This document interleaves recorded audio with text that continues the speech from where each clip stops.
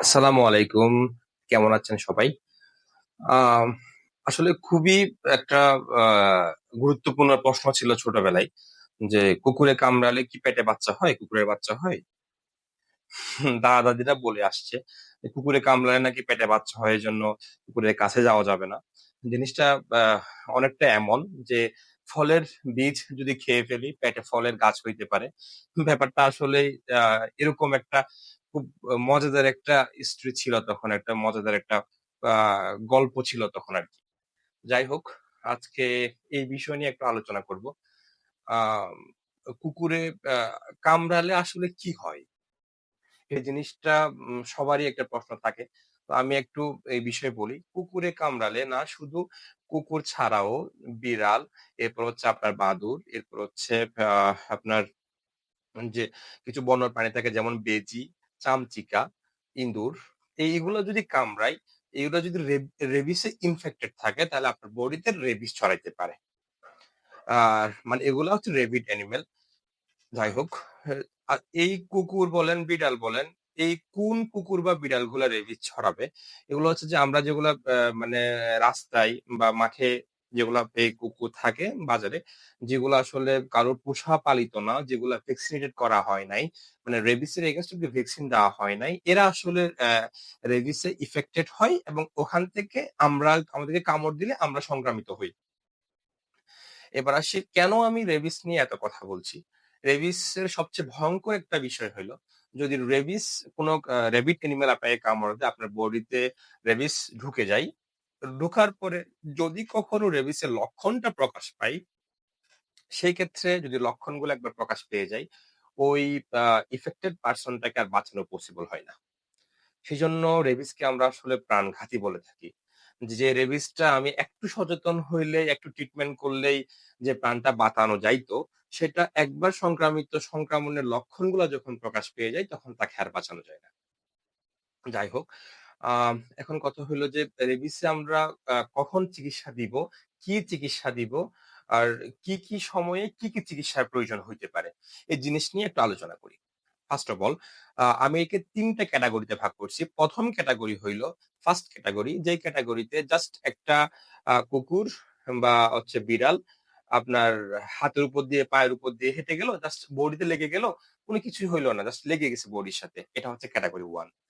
এই ক্ষেত্রে আপনার আসলে টেনশন করার কোন দরকার নাই। আপনার বডিতে যেখানে ওই পায়টা সংস্পর্শে এসেছে, ওই জায়গাটা একটা অ্যান্টিসেপ্টিক সোপ দিয়ে ভালো করে পরিষ্কার করে ফেলবেন। শেষ। এই ক্যাটেগরি নিয়ে কোন টেনশন নাই। ক্যাটেগরি 2 তে আসি। ক্যাটেগরি 2 হইল যে কুকুর বিড়াল আপনাকে আঁচড় দিছে বা কিছু একটা হইছে, যেখানে আসলে রক্ত পড়ছে কি পড়ে নাই, এই বিষয়ে আপনি কনফিউজ। আপনি খেয়াল করেন নাই যে রক্ত তেমনটা বোঝা যাচ্ছে না, বাট একটু ফুলে আছে, একটু ব্যথা করতেছে।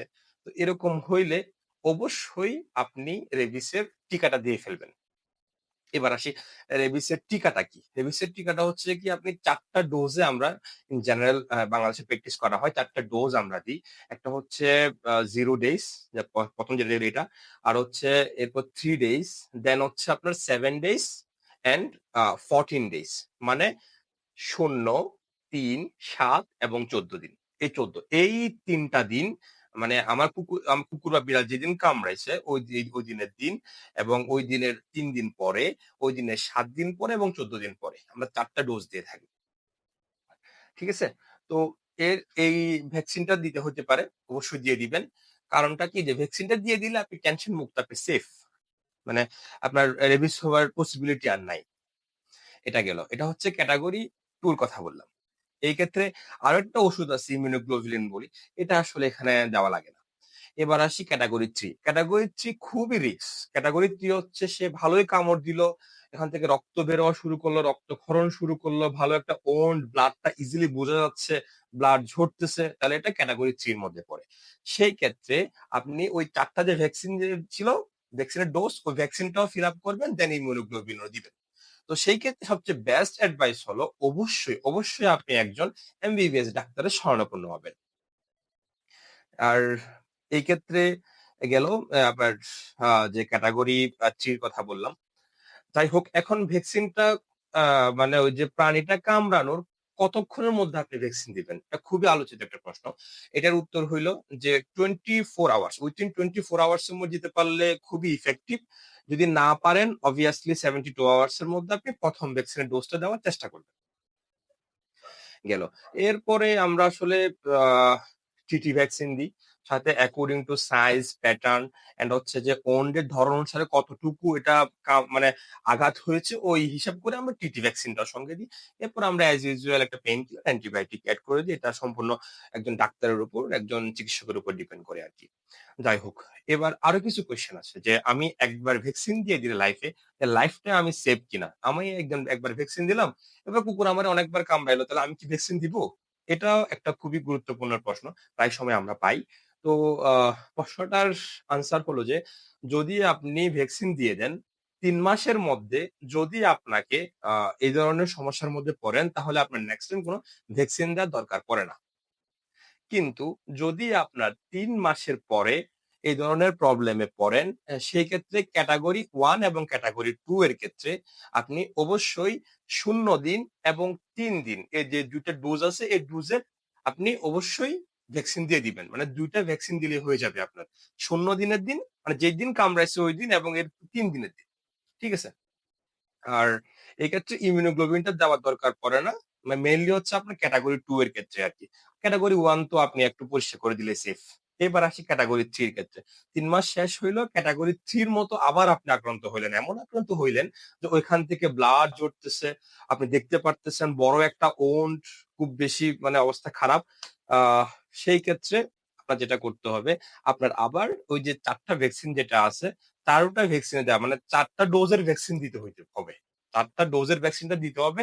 মানে আপনার 0 days, 3 days, 7 days and 14 days. এই ৪ ডোজের ভ্যাকসিনটা দিতে হবে।